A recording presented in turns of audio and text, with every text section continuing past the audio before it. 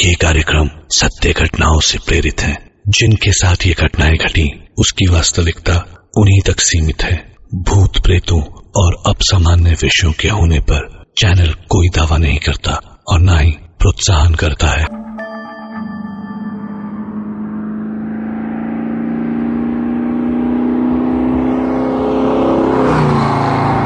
अपने बेटे मनीष की मौत के तकरीबन 6 महीने के बाद पंकज और रोशनी अपनी जिंदगी से जैसे नाराज से हो गए थे। थक हार कर सबने कहा कि शहर की भीड़ भाड़ से दूर हो जाएं, और दोनों ने भी यही ठीक समझा। तो शहर से दूर पंकज ने एक होटल में नौकरी कर ली और रोशनी ने वहां के सरकारी स्कूल में ट्रांसफर की एप्लीकेशन डालकर सिक लीव ले ली। बेटे को गुजरे बस 6 महीने ही हुए थे। बिल्कुल भी कुछ करने या नए लोगों से मिलने का कोई इरादा फिलहाल तो नहीं था। अब चाहिए था तो सिर्फ एक घर। पंकज ने इंटरनेट पर भी ढूंढा तो एक प्यारा सा घर मिला जिसकी कीमत भी ठीक ठाक ही थी। एक दिन तय हुआ और दोनों बड़ी उम्मीदें लिए वहां शिफ्ट हुए। गैस वगैरह के कनेक्शन के लिए वक्त लगेगा और कुछ भी अनपैक करने का फिलहाल दिल नहीं था, तो दोनों ने बाहर ही उस दिन खाना बेहतर समझा। रेस्टोरेंट वहां से काफी दूर था। दोनों वहां पहुंचे और दरवाजा खोलकर अंदर बैठे ही थे। जब जरा नजर चारों ओर दौड़ाई तो समझ आया कि किसी के भी चेहरे पर हंसी या मुस्कुराहट नहीं थी। सबके सब अजीब सा मुंह बनाए बैठे थे। पूरा माहौल जैसे मातम से भरा था। ऑर्डर लेने वाला वेटर आया तो वो शायद पहला था जिसके चेहरे पर मुस्कुराहट दिखी। आकर उसने ऑर्डर लिया और सब लिखकर पूछा, आप यहां घूमने आए हैं?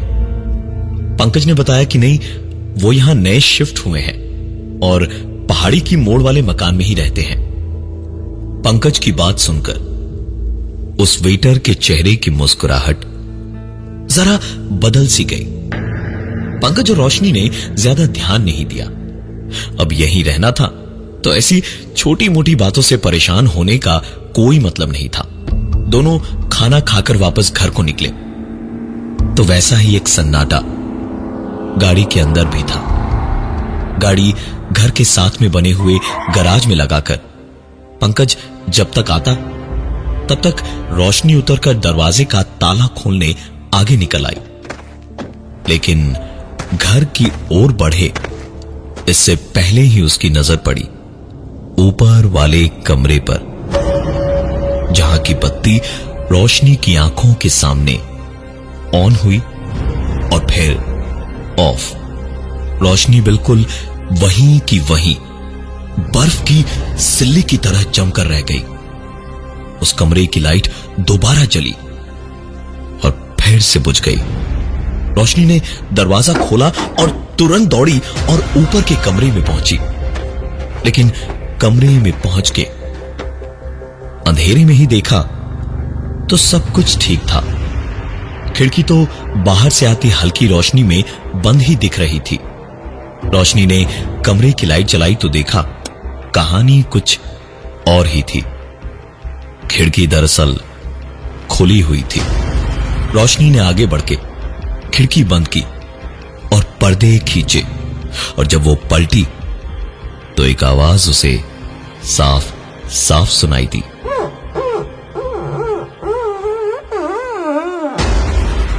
रोशनी ने उस पर ध्यान नहीं दिया और एक कदम और आगे बढ़ी ही थी जब रोशनी को एक बार फिर से एक अजीब सा डर घेरने लगा था। रोशनी खिड़की पर से आती आवाज सुनकर पीछे पलटी और खिड़की का पर्दा हटाया तो उसकी चीख निकल गई, क्योंकि खिड़की पर जमी भाप पर किसी ने उंगलियों से लिखा था, मैं यही हूं। जिसे देखकर रोशनी चीख कर बेहोश हो गई और उसके बाद रोशनी की चीख सुनकर पंकज भागा भागा आया और आकर रोशनी को उठाकर बेडरूम तक ले गया।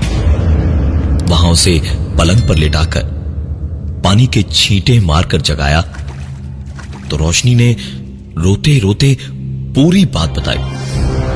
रोशनी को संभालना बेहद मुश्किल हो रहा था। वो एक भी पल वहां रुकने को तैयार नहीं थी। पंकज ने उसे बहुत प्यार से माथे पर हाथ फिराते हुए समझाया और कहा, रोशनी, खाली घर शैतान का घर होता है। अब हम आ गए हैं ना, सब कुछ ठीक हो जाएगा। हम यहां होंगे तो बाकी सब अपने अपने रास्ते चले जाएंगे ना। लेकिन पंकज की बात खत्म ही हुई थी जब अचानक उनके कमरे का दरवाजा जोर की आवाज के साथ बंद हो गया। पंकज के सर पे अब थोड़ा गुस्सा सवार हो रहा था। पंकज उस दरवाजे की ओर बढ़ा ही था कि दरवाजे की घंटी बजी। पंकज ने पहले तो उस दरवाजे की ओर बढ़ते अपने कदम रोके नहीं, जो दरवाजा अपने आप बंद हुआ था। लेकिन फिर जब दरवाजे की घंटी बजती ही रही तो पंकज ने रोशनी को भी साथ आने का इशारा किया और उसे साथ लेकर दरवाजे तक गया। दरवाजा खोलकर देखा तो सामने एक थोड़े से उम्र दराज पति पत्नी सामने खड़े थे। उन्होंने बताया कि वो कुछ दूरी पर पहाड़ी के ऊपर जाने वाले रास्ते पर रहते हैं और पंकज और रोशनी के सबसे करीबी पड़ोसी भी हैं। बैठे बैठे बातें होने लगी तो पंकज और रोशनी को एक के बाद एक झटके लगने लगे, क्योंकि उस आदमी का कहना था कि मकान कई सालों से खाली पड़ा था। अच्छा हुआ कोई इंसान रहने आया यहां, वरना यहां तो भूतों का ही डेरा है। कई साल पहले दरअसल यहां एक परिवार रहने आया था, लेकिन वो लोग इंसान नहीं हैवान थे। पूरे कस्बे का जीना दुश्वार हो गया था। लोग गायब होने लगे और पता नहीं कितना कुछ हुआ था। आखिरकार एक दिन लोगों से जब अपना गुस्सा संभाला नहीं गया तो एक रात उन्हें जिंदा जला डाला गया। इतनी कहानी सुनते सुनते अचानक जब वो आदमी चुप हुआ तो पंकज और रोशनी को एहसास हुआ जैसे अचानक उनकी गर्दन से नीचे कमर तक पूरी रीढ़ की हड्डी पर जैसे चींटियां रेंग रही थी। इतनी कहानी सुनाने के बाद दोनों मियां बीवी अपने घर जाने को उठे तो पंकज और रोशनी दरवाजे तक उन्हें छोड़ने गए और दरवाजा बंद करके जब एक दूसरे को घबराई निगाहों से देख ही रहे थे कि नजर टेबल पर पड़ी जहां एक कागज का टुकड़ा पड़ा था। उस कागज के टुकड़े पर लिखी बात को देखकर दोनों को याद आया कि उस आदमी के साथ आई औरत बार बार कुछ बताना चाह रही थी, लेकिन उसका पति उसे बोलने ही नहीं दे रहा था। उस कागज पर लिखा था, यहां से चले जाओ, यहां कुछ भी दिखे सुनाई दे उस पर यकीन मत करना। पंकज और रोशनी एक बार वो कागज का टुकड़ा देखते तो एक बार एक दूसरे को देखते।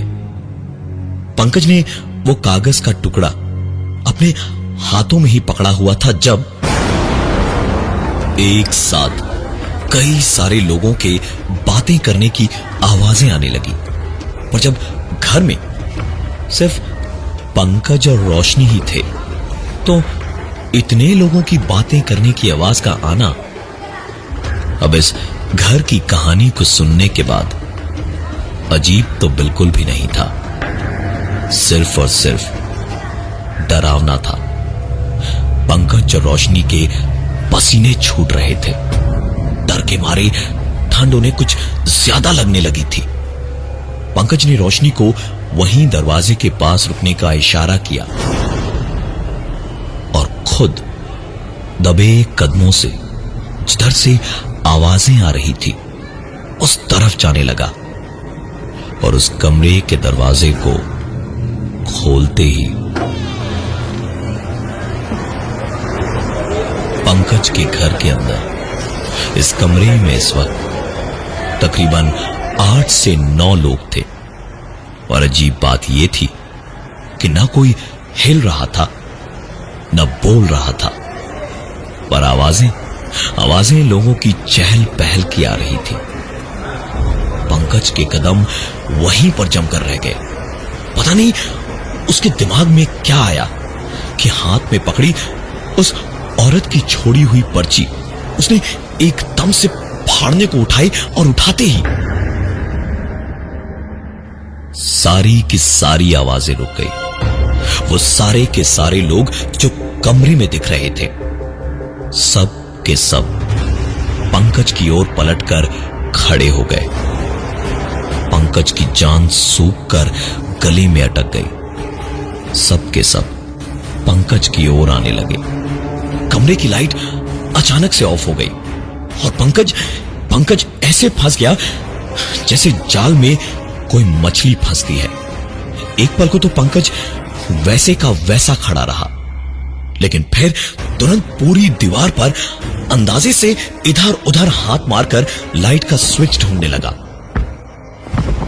उसके लाइट के स्विच को ढूंढते ही किसी ने जैसे एक झटके से पंकज का हाथ पकड़ के दीवार की ओर जोर से उसे खींचा। पंकज दीवार से किसी छिपकली जैसा चिपक गया। पंकज ने अपने दीवार से चिपके हुए कान से साफ दीवार से आती एक आवाज को सुना। यहां से चले जाओ, ये घर तुम्हारा नहीं है। और इस बात के खत्म होते ही कमरे की बत्ती ऑन हुई और पंकज ने खुद को दीवार से छुड़ाकर पूरे कमरे को घूमकर देखा तो पूरा कमरा, जहां थोड़ी देर पहले इतने लोग थे, वो कमरा अब खाली पड़ा था। पंकज वहां से निकल के बाहर भागा तो देखा सामने दरवाजे के पास रोशनी अपनी आखिरी सांसें गिन रही थी। दरवाजे से जितनी दूरी पर रोशनी पड़ी हुई थी, वहां तक खून की एक लकीर ऐसे बनी हुई थी जैसे उसे वहां तक घसीटा गया था।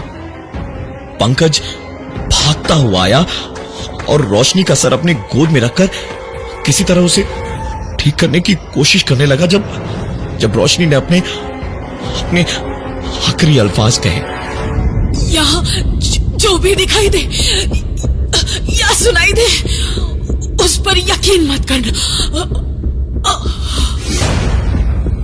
और एक आखिरी सांस लेकर रोशनी पंकज को इस दुनिया में हमेशा हमेशा के लिए अकेला छोड़कर चली गई। पंकज वहीं बैठा हुआ, माथा पकड़े, रोशनी का सर अपनी गोद में रख के किसी बच्चे की तरह सिसक के रोई जा रहा था जब अचानक से उसे एक आवाज सुनाई दी। पापा रो मत ना, पापा रो मत, पापा मैं यहाँ हूँ, पापा मैं यहाँ हूँ, रो मत पापा प्लीज, रो मत पापा, रो मत पापा मैं यहाँ हूँ, रो मत ना पापा प्लीज मत, रो मत ना पापा प्लीज प्लीज। पंकज इस पर खुश हो, डरे या हैरान हो, ये उसे समझ नहीं आ रहा था। यह आवाज बार बार आई जा रही थी। इस आवाज के पीछे मदहोश होकर पंकज आहिस्ते आहिस्ते कदम बढ़ाकर जिस ओर से यह आवाज आ रही थी उस तरफ जाने लगा। उसके चेहरे पर डर तो था, लेकिन अपने मरे हुए बेटे को देखने की उसे एक बार अपने गले से लगाने की ख्वाहिश भी थी। पंकज आखिरकार कोने के स्टोर रूम में पहुंचा और देखा उसका मरा हुआ बेटा मनीष एक कोने में घुटनों में अपना चेहरा छुपाए हुए बैठा था। पंकज उसे सीने से लगाने को उसकी और लपका ही था जब अचानक उसे रोशनी की बात याद आई। जो भी दिखाई दे या सुनाई दे, उस पर पर यकीन मत करना। पंकज ने मनीष पर अपनी नजरें रखे हुए ही अपने कदम पीछे बढ़ाए और देखता गया कि कैसे उसके पीछे हटते हुए कदमों के साथ साथ मनीष अपना चेहरा घुटनों से निकालकर मुस्कुराता हुआ पंकज को सिर्फ देखता ही रहा। एक लफ्ज उसने नहीं कहा। पंकज समझ चुका था कि अब उसी की बारी थी। पंकज तुरंत वहां से बाहर निकला तो किचन की तरफ से बेहद सर्द गहरी सी एक आवाज आई। अरे कहां जा रहे हो? मैंने तुम्हारे लिए पराठे और बैगन का भरता बनाया है, खाओगे नहीं? पंकज के ठीक सामने किचन में रोशनी खड़ी थी। आंखों में जैसे खून उतरा हुआ था उसके चेहरे पर डरावनी सी मुस्कुराहट थी और आवाज में उसकी मौत थी।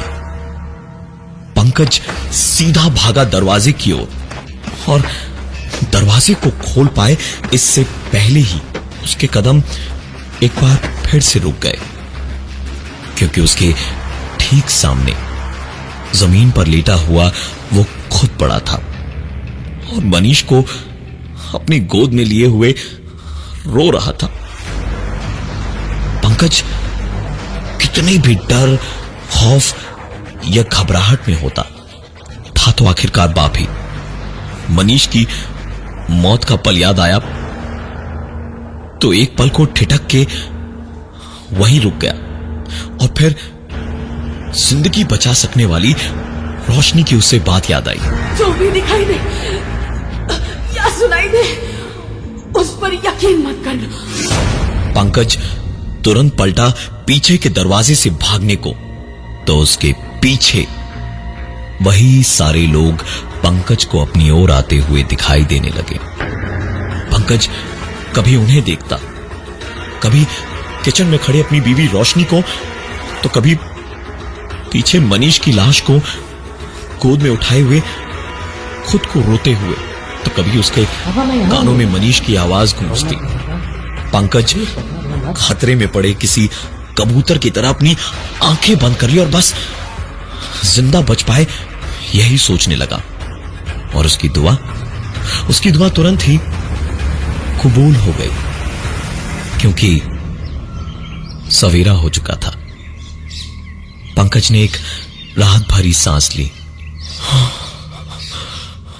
और सीधा अपने मकान से बाहर भागा।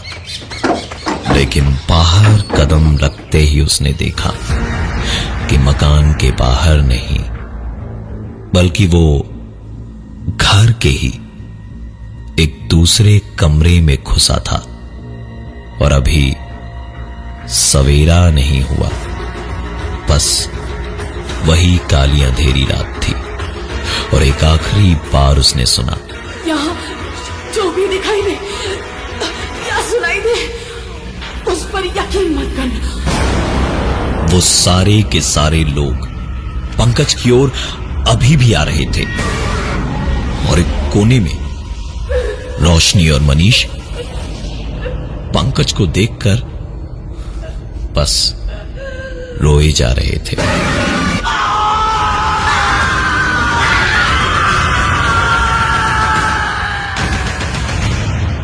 जरूरी नहीं कि हर पुराना जख्म भर ही जाए, जरूरी नहीं कि हर दवा काम ही आए। कभी कभी जिसे आप दवा समझकर पीते हैं वो शायद जहर के घूंट भी हो सकते हैं। और अगली बार कोई घर बहुत सस्ते में मिले तो एक बार पंकज और रोशनी की ये कहानी याद जरूर कर लीजिएगा। और ये थी आज की एक कहानी ऐसी भी।